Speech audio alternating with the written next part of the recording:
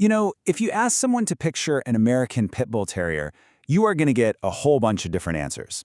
Is it this bulky, low-to-the-ground dog, or is it something lean and athletic? The reality is, the breed is in the middle of a major identity crisis.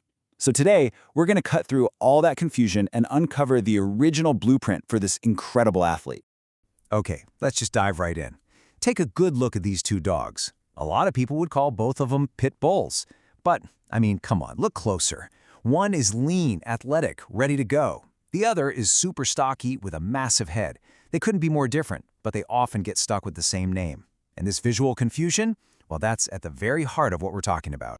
So this all leads us to the big question we're going to answer today. With so many different types floating around out there, what's the real standard? What is the actual blueprint that defines a true American Pit Bull Terrier? So here's how we're going to break it down. We'll start with the identity crisis, then jump back into the breed's history as a working dog. We'll uncover the blueprint that was created back in the 70s, break down its core philosophy, see how different registries ended up with totally different dogs, and finally, look at how that original legacy is being protected right now. First things first, let's unpack this modern identity crisis. How on earth did one breed name end up representing so many dogs that look absolutely nothing alike? Well, the heart of the problem is that Pit Bull has become this generic catch-all label. It gets slapped on pretty much any dog with a blocky-looking head and a muscular body. And this widespread perception has really muddied the waters, making it super hard to tell the difference between the specific historical breed and just a general type of dog. To find the real identity, we have to travel back in time. The answer isn't in what's trendy today. It was forged in the history of the original working dog and the one organization that was dedicated to preserving it. So, the American Dog Breeders Association, the ADBA, was founded way back in 1909. But the really pivotal moments for our story happened much later. In 1973, a true visionary named Ralph Greenwood took over the ADBA. And just 3 years after that, in 1976, he led the charge in drafting the Heritage Confirmation Standard, a document that was about to change absolutely everything. And this was the mission from the very beginning. Can you believe it? Even in 1909, the founders of the ADBA were trying to get rid of the myth that these were just fighting dogs. Their whole goal was to establish the breed as a premier American dog, one that was recognized for its loyalty, its intelligence, and its incredible character. This founding vision really set the stage for all the crucial work that was still to come. Okay, let's really focus on that 1976 turning point. This wasn't just some committee writing down a few rules. This was a deliberate act of preservation, happening at a time when the breed's original form was literally at risk of disappearing forever. Here's why it was so critical. By the 70s, other big registries like the American Kennel Club and the United Kennel Club were breeding for a different kind of dog. The trend was all about a heavier, bulkier show ring look, and that was a huge step away from the lean, athletic build of the original dog. The very essence of the breed was being diluted. This is where Ralph Greenwood came in. He and other dedicated ADBA members, who were all breeders of the traditional dogs, decided it was time to draw a line in the sand. They created their own standard. They didn't copy the AKC or the UKC. Instead, they went back to the source and created a totally unique blueprint based on the traits the breed was originally known for: athleticism, intelligence, and character. So what is it that makes this blueprint so special? It's all built on one powerful guiding principle. Let's deconstruct it. The entire ADBA standard is built on this one idea: form follows function.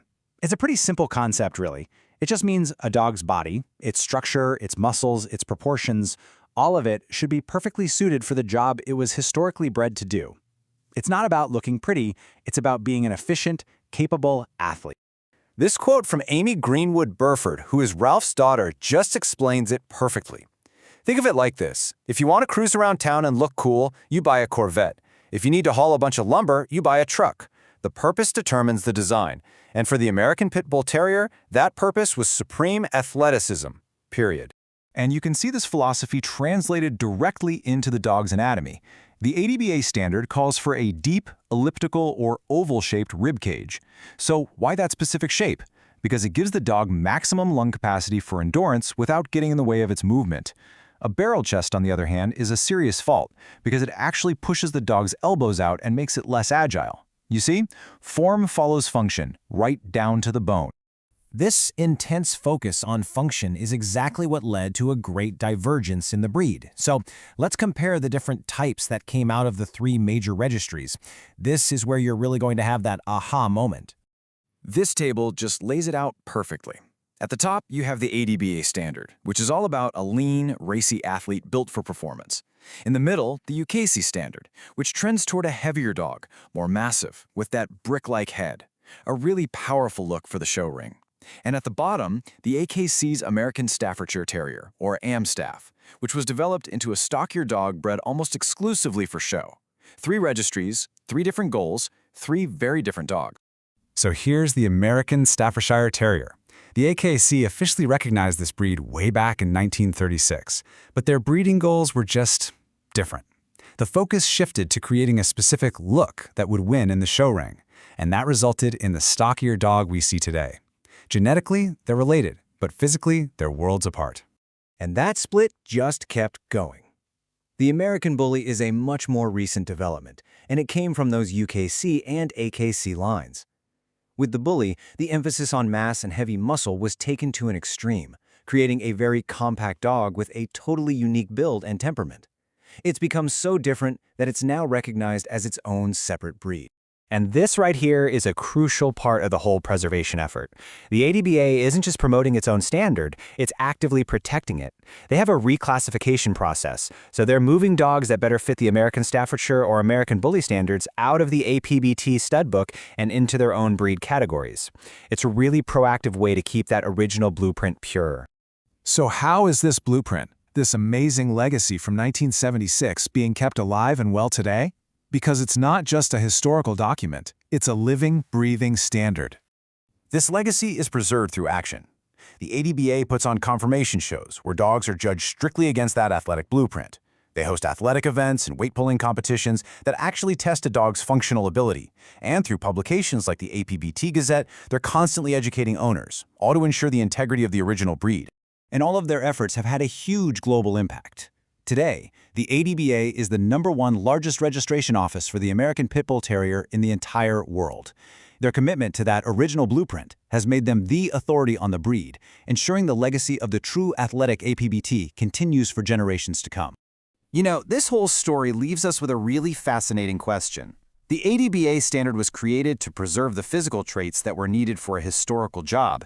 So, if a breed is defined by its original function, what happens when that function basically becomes a part of history? What then becomes the new measure of a breed's soul?